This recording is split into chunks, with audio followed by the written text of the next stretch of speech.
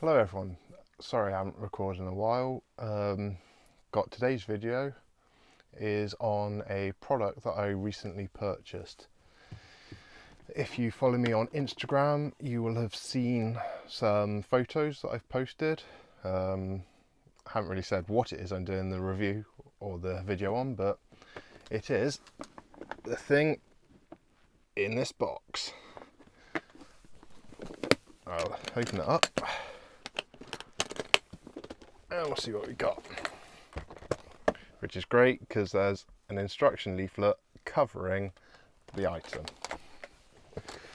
So as I say, in here there's the instruction leaflet, gives some technical specs.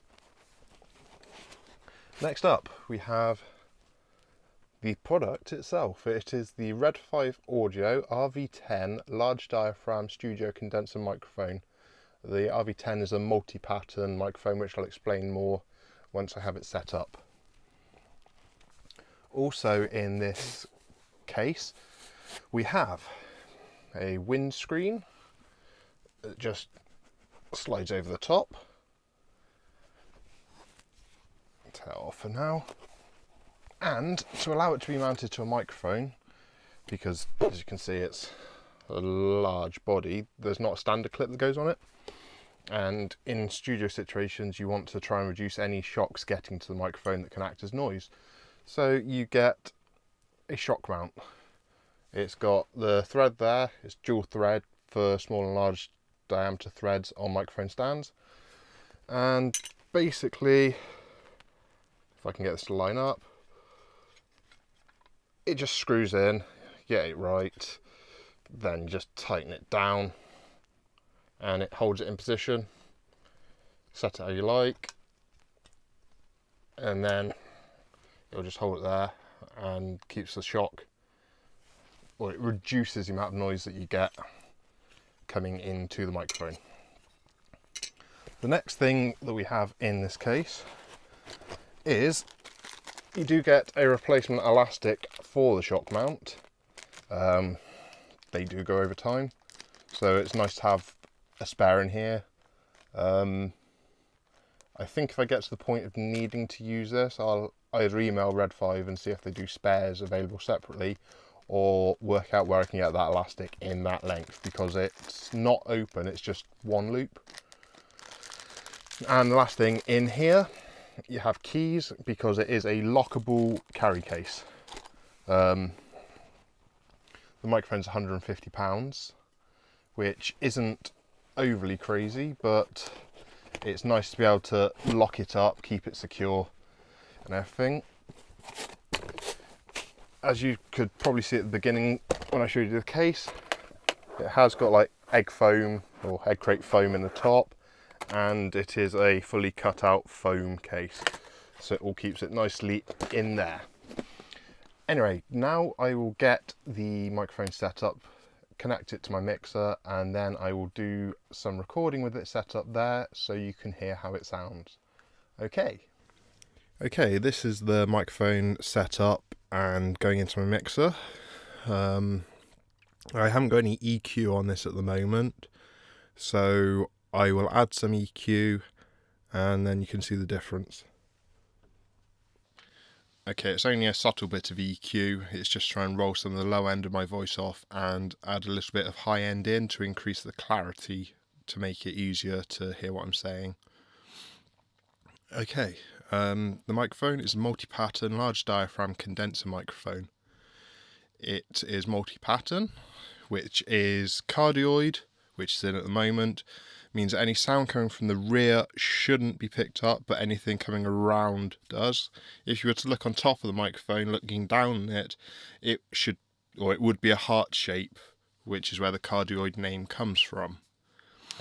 The next pattern we have is the figure 8 pattern. This allows two people to sing from either side into it, or various instruments where you get noise from two places. You position it so that it's picking up on both sides of the microphone.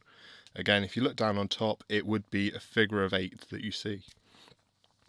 And then the last pattern on here is the omnidirectional, which means that sound from any direction gets picked up by the microphone, which is useful for adding room ambience to a recording, or sometimes also in live situations you want to pick up stuff around it. I may be using this with some vocal groups soon in live situations. That's mainly why I bought it, so that I've got something there. I'm going to experiment with it, see how it sounds. If it fits my needs, I'll keep using it live. If it doesn't, I'll just use it recording, but it's going to be quite versatile. Okay, so on this side of the microphone we have two other switches. One of them is a low end cutoff switch, which is basically a high pass filter or low cut filter. This just means that any rumbles and slight knocking noises get cut off. I haven't got that selected. Instead, I've got 100 Hz high pass filter selected on my mixer. So that's how I'm doing it. The next switch on here is a -10 dB attenuation switch. So if you were recording something really loud, you could do that. It would drop the level. You would do that, and it would give you a lower level into your mixer, which, if you were to do it on a quiet source, would then mean you've got to boost the gain, which also boosts noise. As you can see, I've got a pop filter in front of the microphone. This is to prevent any plosives. Plosive is a good word, and pop, it's the part of the noise that is the plosive. There's a lot of there's a lot of low end energy in there. Doesn't sound good, and at an absolute extreme it could damage gear. So use the pop filter to do that. The pop filter also has a secondary function, which means that there's less moisture getting to the capsule of the microphone, because you don't want to get it wet. The windscreen I've got for it you can use, but I prefer doing it this way, having a pop shield here that is in between. Okay, so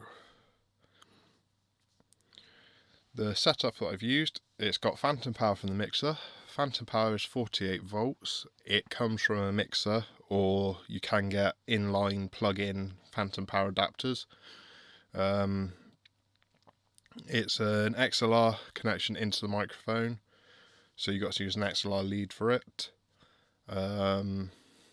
If you tried, say, an XLR to a jack lead to plug in something, then it's not going to work because you won't have your phantom power.